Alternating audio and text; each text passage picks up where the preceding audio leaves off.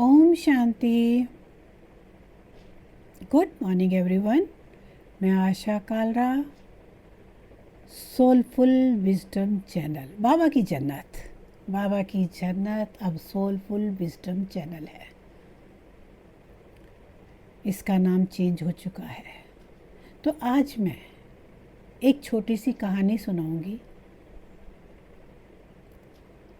जो ये कई बार हमारे मुरलियों में आती है। माता पार्वती का महल, यानी कि जो सोने की लंका, जिसको आप सोने की लंका के नाम से जानते हैं, ये माता पार्वती का महल था।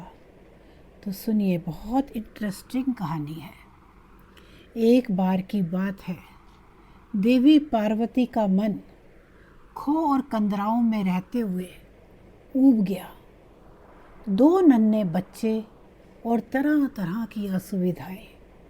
उन्होंने भगवान शिव से कहा कि अपना कष्ट बताया और अनुरोध किया कि अन्य देवताओं की तरह अपने लिए भी एक छोटा सा महल बनवा लेना चाहिए। शंकर जी को उनकी बात जम गई। ब्रह्मांड के सबसे योग्य वास्तुकार विश्वकर्मा महाराज को बुलाया गया। पहले मानचित्र तैयार हुआ, फिर शुभ मुहूर्त में भूमि पूजन के बाद तेज गति से काम शुरू हो गया। महल आखिर शंकर पार्वती का था, कोई मामूली तो होना नहीं था। विशाल काय महल, जैसे एक पूरी नगरी, जैसे कला की अनुपम कृति, जैसे पृथ्वी पर स्वर्ग। निर्माता भी मामूली कहाँ थे। विश्वकर्मा ने पूरी शक्ति लगा दी थी अपनी कल्पना को आकार देने में। उनके साथ थे समस्त स्वर्ण राशि के स्वामी कुबेर। बची खुची कमी उन्होंने शिव की इस भव्य निवास स्थली को सोने से मढ़कर पूरी कर दी। तीनों लोकों में जय जयकार होने लगी। एक ऐसी अनुपम नगरी का निर्माण हुआ जो पृथ्वी पर इससे पहले कहीं नहीं था। गणेश और कार्तिकेय के आनंद की सीमा नहीं थी। पार्वती फूली नहीं समा रही थी। बस एक ही चिंता थी कि इस अपूर्व महल में गृह प्रवेश की पूजा का काम किसे सौंपा जाए। वह ब्राह्मण भी तो उसी स्तर का होना चाहिए जिस स्तर का महल है ये। उन्होंने भगवान शंकर से राय ली। बहुत सोच विचार कर भगवान शंकर ने एक नाम सुझाया, महर्षि विश्रवा। समस्त विश्व में ज्ञान, बुद्धि, विवेक और अध्ययन से जिसने तहलका मचाया हुआ था, जो तीनों लोकों में आने वाले की शक्ति रखते थे, जिसने निरंतर तपस्या से अनेक देवताओं को प्रसन्न कर लिया और जिसकी कीर्ति दसों दिशाओं में स्वस्ति फैला रही थी, ऐसे मुनि विश्रवा गृह प्रवेश की पूजा के लिए श्रीलंका से कैलाश पर्वत पर बने इस महल में उन्हें आमंत्रित किया गया। मुनि ने भी आना सहर्ष स्वीकार कर लिया और सही समय पर सभी कल्याणकारी शुभ शकुनों और शुभ वस्तुओं के साथ वह गृह प्रवेश के हवन के लिए उपस्थित हुए। गृह प्रवेश की पूजा अलौकिक थी। तीनों लोकों के श्रेष्ठ स्त्री पुरुष अपने सर्वश्रेष्ठ वैभव के साथ उपस्थित थे। वैदिक ऋचाओं के घोष से हवा गूंज रही थी। आचमन से उड़ी जल की बूंदें वातावरण को निर्मल कर रही थी। पवित्र होम अग्नि से उठी लपटों से बची खुची कलुषता भस्म हो रही थी।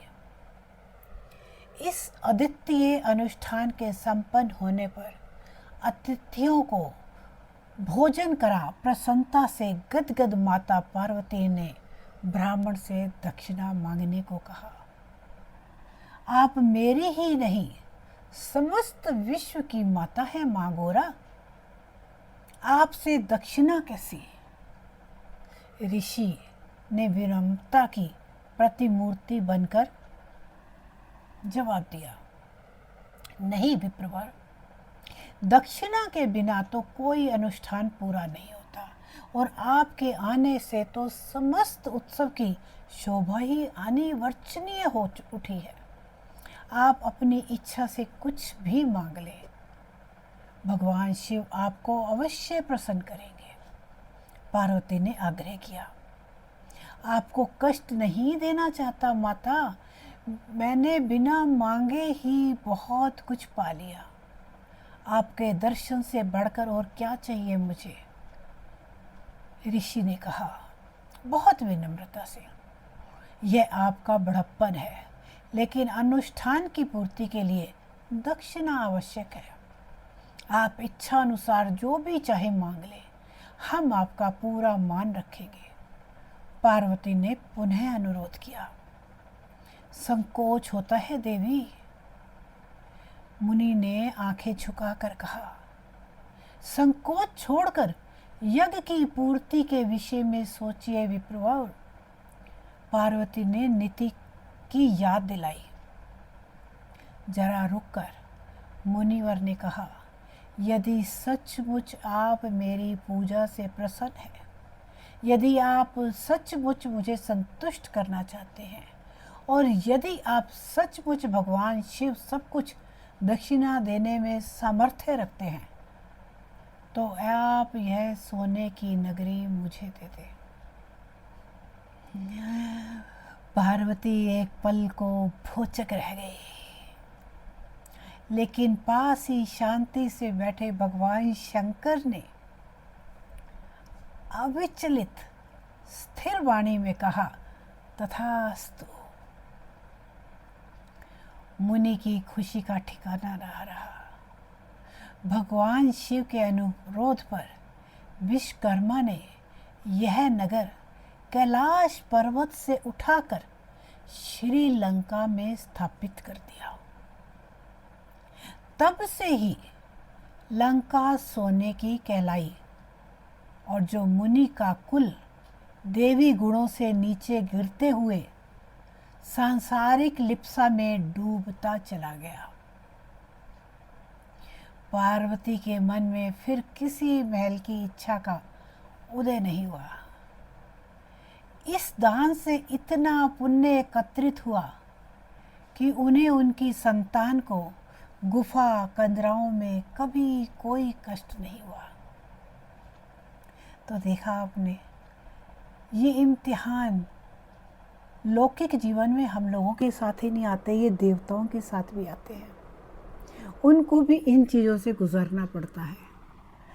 तो खुश रहिए, मुस्कुराते रहिए, हंसते रहिए और हंसाते रहिए। शुक्रिया, शुक्रिया एवरीवन, शुक्रिया।